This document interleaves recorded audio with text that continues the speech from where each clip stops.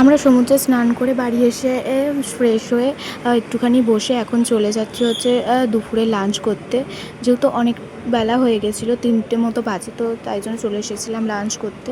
তো এরপরে কিন্তু সবাই যে যার মতো বসে গেছে, আমি, মা আর বোনও বসে গেছিলাম।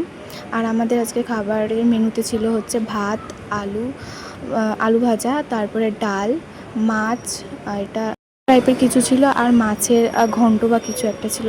তো তারপরে এখন বিকেলবেলা আমরা সবাই রেডি হয়ে গেছি, কিন্তু যাচ্ছি হচ্ছে পুরীর জগন্নাথ দেবের মন্দিরে। তো দেখো সবাই কিন্তু সেজে গুজে একদম বেরিয়ে পড়েছি। তো তারপরে এখন টোটো ধরে আমাদের যেতে হবে। এরপরে টোটো থেকে নেমে 10-15 মিনিট মতো হেঁটে চলে এসেছিলাম মন্দিরের সামনে। তো তারপরে কিছুক্ষণ ঘুরে এখন আমরা দেবো হচ্ছে লাইন। আর যেহেতু ফোন অ্যালাউ করে না মন্দিরের ভেতরে, সেই জন্য আমি বেশি ভিডিও করতে পারিনি, বাইরে থেকে যেটুকু করেছি। আর এইদিকে দেখো এখন আমি আর দিদি মন্দিরের সামনে দাঁড়িয়েছিলাম। আর এই যে আমি এখন কিছু ভিডিও করছিলাম। নেই তো রথযাত্রা আসছে, তো সেই জন্য কিন্তু এখন রথও বানানো হচ্ছে। এই যে ভাইপো এখানে দেখছিল।